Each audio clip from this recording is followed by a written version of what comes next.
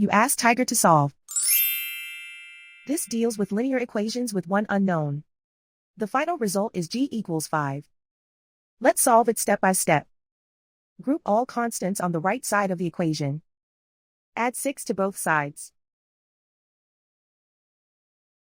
Simplify the arithmetic.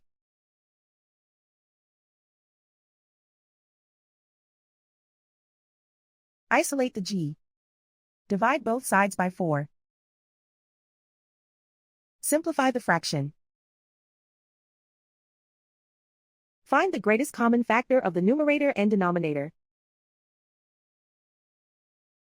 Factor out and cancel the greatest common factor.